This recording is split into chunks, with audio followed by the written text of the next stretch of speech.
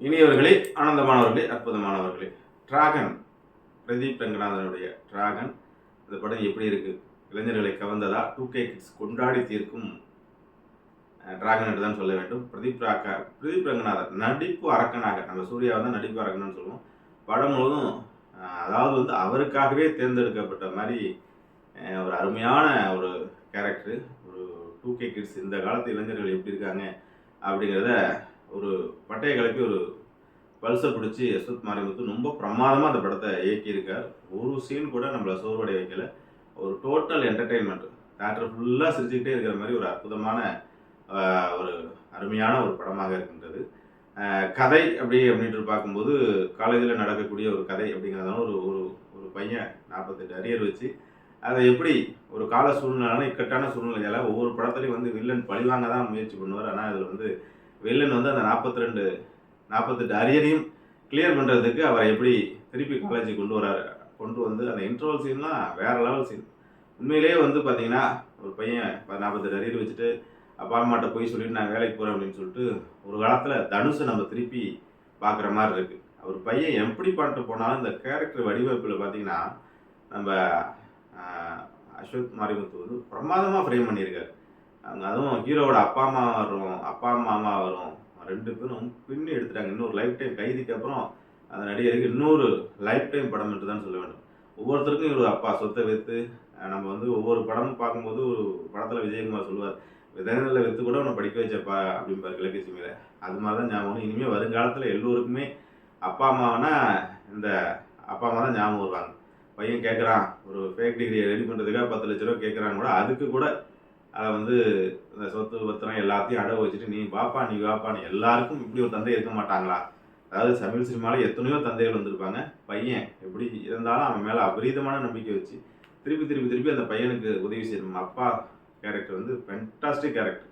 ஒரு சீனெல்லாம் வந்து பார்த்தீங்கன்னா ஜெயில்வாசலேருந்து வெளியில் வரும்போது போய் அவர் அழைச்சிட்டு வந்து அப்பா அந்த குற்ற உணர்வு அவன் தொடர்ந்து ஒரு நிமிஷம் கூட பையனை வந்து குறை சொல்லாமல் ஏன்னு கூட கண்டிக்காமல் அதே சந்தோஷத்தில் அந்த கேரக்டர் வடிவமைப்புங்கிறது பின்னி எடுத்துட்டாப்புல. அதை யாரை ஞாபகம் வச்சாவளோ அது வந்து ரொம்ப அருமை. அதை தாண்டி ஒரு ரூட்டு தலையாக இருந்து அந்த டிராகனாக இருந்து அந்த காலேஜில் நம்ம எல்லாம் பெருமையாக நின்றுட்டுருக்கோம். காலேஜில் எதை தவற வரும், ஒரு 2K கிட்ஸும் அப்பா அம்மா எவ்வளோ கஷ்டப்பட்டு காலேஜில் போய் படிக்க வைக்கிறாங்க.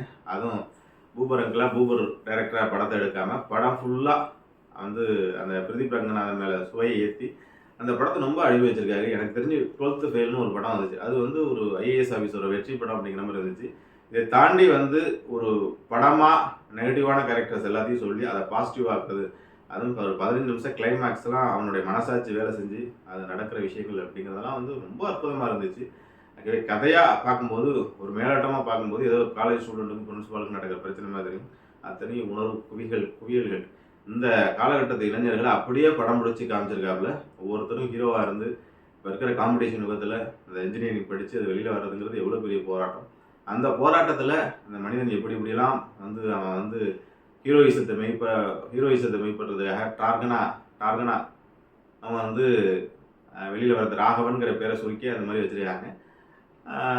அது மாதிரி சூழ்நிலையெல்லாம் வந்து எல்லாரையும் அட்ராக்ட் பண்ணுறது. அதில் ஒரு லவ், அதுக்கப்புறம் செகண்ட் ஹாஃபில் ஒரு லவ், அதுக்காக அந்த எக்ஸாம் எழுதுறப்போ வந்து கடைசி எக்ஸாம் அப்போ திருப்பி இதுக்கு வர்றது, இதெல்லாம் வந்து பார்த்திங்கன்னா ஒவ்வொரு சீனையுமே புதுசாக தான் செதுக்கியிருக்காரு டைரக்டர் அப்படின்னு தான் சொல்ல வேண்டும். ஒட்டுமொத்தமாக பார்க்கும்போது கிளைமேக்ஸில் வந்து படம் ஃபுல்லாக வந்து பிரின்சிபாலாக வந்து அந்த கேரக்டர் வேறு யாரையுமே கற்பனை பண்ணி பார்க்க முடியாது. சூர்யா கூட இப்படி பண்ணியிருக்க மாட்டார். அப்படி ஒரு அருமையான மிக்சிங். அது வந்து மாறன் சொல்கிற மாதிரி வாயில் தான் வாசி நடிப்பு அரக்கன் மிக்சி. அவர் வந்து எல்லாத்தையும் கொஞ்ச நாள் ஒதுக்கி வச்சுட்டு சினிமாவில் நடிச்சிருந்தாங்கன்னா இன்னொரு சூர்யாவாக அந்த நிரேஷன்லாம் ஒதுக்கி வச்சுட்டு இன்னும் ஒட்டுமொத்த தமிழ் சினிமாவில் ஹாலிவுட்டே ஆட்டி பார்க்கலாம் மிக்சின் அவர்களுக்கு. இதை பார்க்குற மிக்சின் அவர்கள் நடிப்பை கையில் எடுத்து தொடர்ந்து நடித்தார் என்றால் பெரியது இருக்குது. அதே மாதிரி இந்த படத்தில் வந்து கௌதம் எல்லா கேரக்டரையும் அருமையாக வந்து கையாண்டிருக்காங்க. ஒட்டுமொத்த படம் எப்படி இருக்குன்னு கேட்டாக்கா 2K கிட்ஸு கண்டிப்பாக திருவிழாக கொண்டாட வேண்டிவிடும். இந்த கடைசி நிமிஷம் எல்லா 2K கிட்ஸும் காலேஜ் போகிறவர்களுக்கும் ஒரு படிப்பணி. அவர்களுக்கு மட்டும் படிப்பு இல்லை, படம் பார்க்குற அற்புதமான அத்தனை பேருக்கும் படிப்பணி. ஆக மொத்தம் டிராகன் பிரதீப் ரங்கநாதனை வேறொரு உலகத்தில் வேறொரு தளத்தில் கொண்டு வைத்திருக்கின்றது.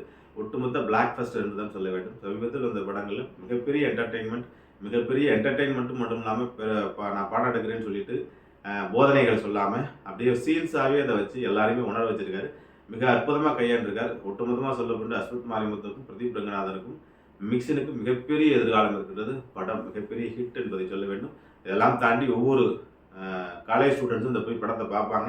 யாராச்சும் ஒருத்தல் மாறுதல் ஏற்படுத்தினாலே இந்த படத்துக்கு எடுத்த நோக்கம் நிறைவேறும்.